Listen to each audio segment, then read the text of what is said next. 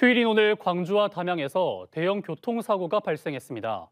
광주 송정동에서는 택시가 횡단보도를 건너던 보행자를 덮쳐 3명이 숨지고 3명이 부상을 입었습니다. 담양에서는 중앙선을 넘은 차량이 마주오던 차량을 들이받는 사고가 발생해 3명이 숨지고 3명이 다쳤습니다. 신민지 기자의 보도입니다. 오늘 오후 1시 20분쯤 광주 광산구 송정동의 한 사거리에서 택시가 횡단보도를 건너던 보행자를 덮쳤습니다. 60대 A씨가 몰던 택시가 신호를 위반해 교차로에 진입해 승용차와 부딪힌 뒤 속도를 줄이지 못하고 횡단보도에 보행자를 덮친 겁니다. 이 사고로 50대 여성 보행자와 40대와 60대 남성 보행자 등 3명이 숨졌습니다. 택시 운전자와 승객과 승용차 탑승자 등 3명도 경상을 입고 병원 치료를 받고 있습니다. 경찰은 신호 위반을 한 택시 차량이 1차 사고를 낸 뒤 속도를 제어하지 못해 보행자를 친 것으로 보고 정확한 사고 경위를 조사하고 있습니다. 원래 형태를 알아볼 수 없을 정도로 차량이 심하게 구겨졌습니다. 전면 유리는 산산조각 났고 측면은 뻥 뚫려 내부를 처참하게 드러냈습니다. 오늘 아침 8시 45분쯤 담양군 대전면의 한 도로에서 중앙선을 넘어온 승용차가 마주오던 경차를 정면으로 들이받았습니다. 광주 방면으로 가던 아반떼 승용차 차량이 본인 불상의 이유로 그 중앙선을 침범해요. 그 중앙 분리봉을 뚫고 마주오던 스파크 차량. 사고 직후 뒤따르던 차량 2대가 이들의 차량을 들이받아 2차 연쇄 추돌 사고로 이어졌습니다. 이 사고로 30대에서 40대 남성으로 추정되는 승용차 운전자 A씨와 경차 운전자 30대 여성 B씨가 크게 다쳐 병원으로 옮겨졌지만 결국 숨졌습니다. B씨와 함께 차량에 타고 있던 7살 난 B씨 아들도 심정지 상태로 병원으로 옮겨졌다 숨졌습니다. 2차 추돌 사고가 난 차량에 타고 있던 탑승자 3명은 경상을 입고 병원에서 치료 중입니다. 경찰은 A씨가 중앙선을 침범한 이유와 음주운전 여부 등을 조사할 방침입니다. KBC 신민지입니다. 요즘 진도, 조도, 외병도와 내병도 사이 해역에서 가을 꽃게잡이가 한창입니다. 봄, 가을 구분 없이 꽃게풍어가 5년째 이어지면서 어민들 얼굴에 웃음이 가득한데요. 꽃게풍어의 이유는 10년 넘게 지속되어 온 어린 꽃게 방류가 원인으로 꼽히고 있습니다. 고익수 기자가 보도합니다. 가을 꽃게 경매가 이루어지고 있는 진도 수협 서망 입판장.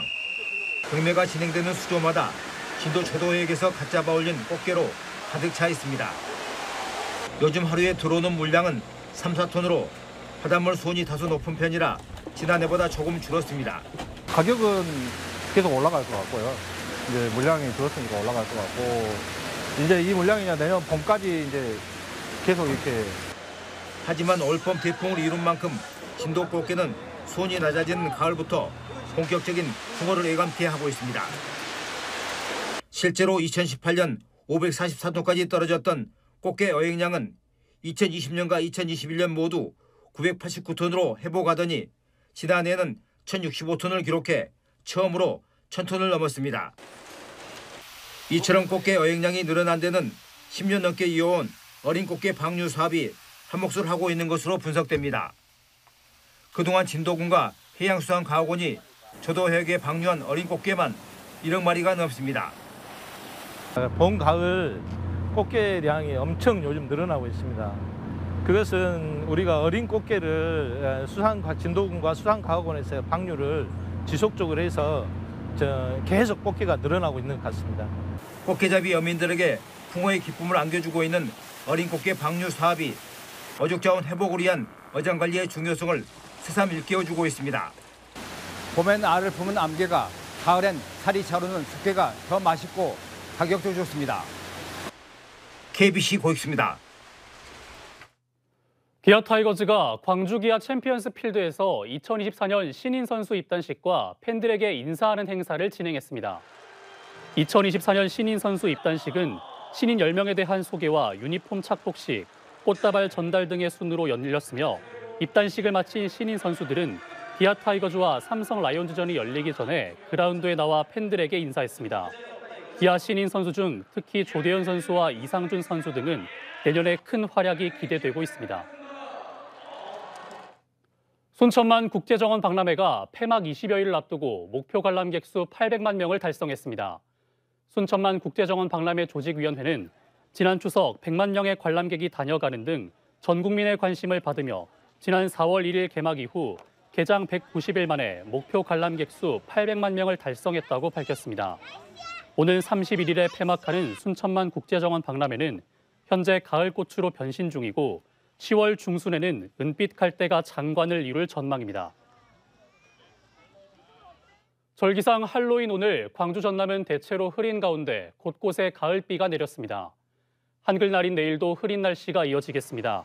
내일 아침 기온은 광주 14도, 목포 15도 등 12에서 18도 사이를, 낮 기온은 광주 23도, 순천, 광양 25도 등 22에서 25도 사이 분포를 보여 오늘보다 1, 2도가량 높겠습니다. 낮과 밤의 기온차가 10도 안팎으로 크게 벌어지겠으니 건강관리에 각별한 주의가 필요합니다. 5.18 민주화운동 사망자 유족들이 집단 손해배상 소송에서 위자료 지급 판결을 받았습니다. 광주지법 민사 13부는 5.18 관련 사망자 유족 123명이 국가를 상대로 제기한 정신적 손해배상 소송에서 5.18 사망자 32명에 대해 500만 원에서 1억 8천만 원씩의 위자료를 산정하고 그 유족들에게 해당 금액을 지급하라고 판결했습니다.